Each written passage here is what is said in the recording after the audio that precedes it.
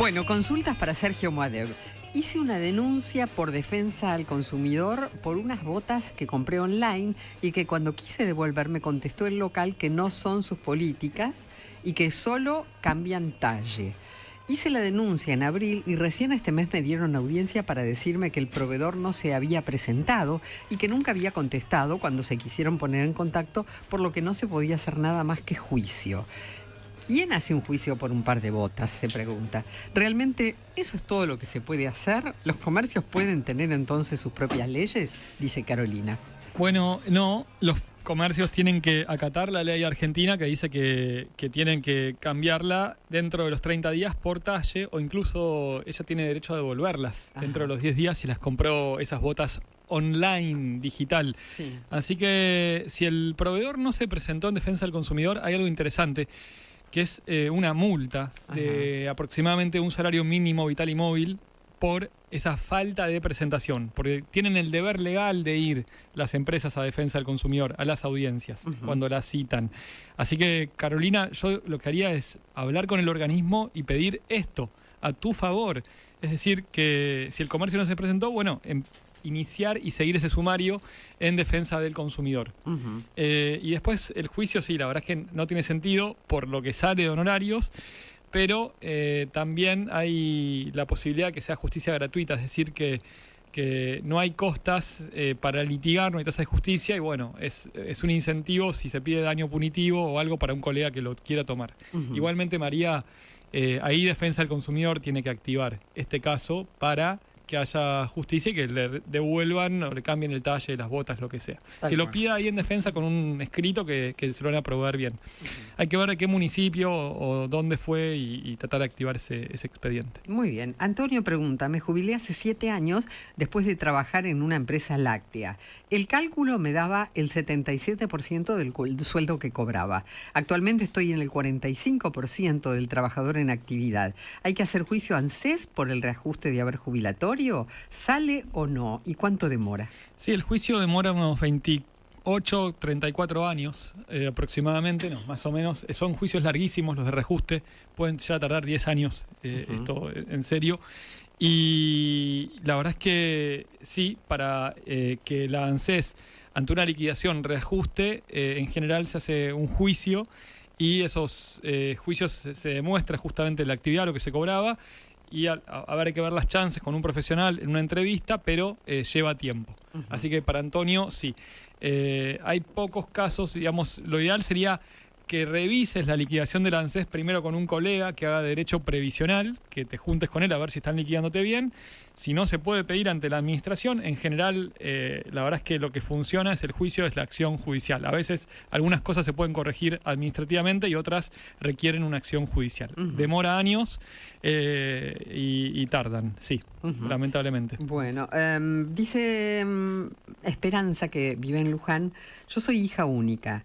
Mis padres ya fallecieron, hay solo una vivienda en la que vivo, tengo que hacer la sucesión, tengo que pagar el impuesto por herencia. ¿Cómo se hace una sucesión siendo hija única? Bueno, Esperanza, se presentan las partidas de función, se presenta tu partida de nacimiento, es decir, se acredita el vínculo, los documentos de los bienes y se denuncian esos bienes en el expediente, se publican edictos para que se presenten acreedores si es que hay u otros herederos, y el juez declara que sos la heredera de ese patrimonio y los bienes que haya. Y después se inscribe en el registro de la propiedad inmueble ese bien. Antes de la inscripción hay que pagar, sí, el impuesto a la transmisión gratuita de bienes, que es este impuesto a la herencia. Es el impuesto a la transmisión gratuita. Sí, en realidad se llama así. O sea, es para donaciones o para herencias, actos gratuitos. Justamente por eso se le dice así. Que no es tan gratuito, porque si tenés que pagar un impuesto... No, igualmente hay algunas exenciones, digamos, cuando no supera cierto tope, está la ley tarifaria. Y también algo interesante que esto lo voy a contar para la audiencia, cuando el bien inmueble está afectado al régimen de protección de vivienda familiar, lo que antes se conocía como bien de familia, se paga menos de honorarios y se paga también a veces menos de gastos y por la transmisión. ¿Me explico? Sí. Así que tener un inmueble como bien de familia también reduce los costos de la sucesión. Ahí lo tengo, se reduce honorario se puede reducir incluso a la mitad, por ese bien por lo menos. Después hay 2, 3, bueno, ya cambia. Claro, ¿y qué requisitos hay para declarar bien de familia? El bien de familia se puede hacer ante el registro de la propiedad inmueble en forma gratuita o con un escribano o escribana que hace un acto, una escritura y te va a cobrar ese documento, pero en general es uno de los trámites menos caros. Mira vos. Porque es algo que vos vas, lo pedís, el escribano analiza el bien, ve que vos tenés que declarar que es para tu familia, que estás viviendo ahí, y eso se anota en el registro de la propiedad inmueble. Ajá. Y también podés ir vos, y te dan el formulario gratuito, vos lo completás, tiene algunas vueltas, pero se puede hacer. Cada tanto, el Colegio de Escribanos hace unas jornadas donde lo hacen gratuitamente eso. Chequeen en las redes del Colegio de Escribanos de la Ciudad de Buenos Aires. Sé que se llama Cuida lo Tuyo el programa. Acá lo promocionamos en Mitre también, alguna vez escuché que lo han difundido. Eso es para la protección de la vivienda. Eso también impide que acreedores rematen la propiedad si hay una deuda posterior a esa inscripción. Las anteriores siguen te lo podrían afectadas, rematar. claro, el inmueble sigue afectado a esas. Claro, pero si vos tenés 2 propiedades, una la podés poner como bien de familia, la otra no. En principio no, salvo que viva otra persona como de tu familia, es decir, que sea para familia, vivienda familiar. Claro. Habría que analizar el caso, pero puedo hablar la vez que viene de bien de familia. Podría ser. Vamos con eso. Interesante. Ahí está. Preparo para se llama vivienda familiar, la protección de la vivienda, pero es lo mismo. Bueno, y la última pregunta. Sol de Neuquén. Tenemos hecho el certificado de concubinato desde 2009 con mi pareja. Si alguno de los dos fallece, ¿quién queda? ¿Hereda, por ejemplo, la casa y demás bienes? Dice, no tenemos hijos. Sol, la unión convivencial no da derecho a herencia. Es decir, más allá de que alguien habite con otra persona años o esté el vínculo que sea, la verdad es que la ley no da el derecho de heredar más que al cónyuge. Es solamente decir, si estás casado o si hay un testamento. Ajá. Si alguno de los dos hace testamento fuera de la otra persona, pues es válido, y si no, no se hereda. Hubo un caso que leí hace poco, una sentencia, en la cual él no estaban casados y él había crecido mucho en sus negocios, tenía muchas propiedades, una empresa enorme, y ella se había dedicado más a la familia y a la casa.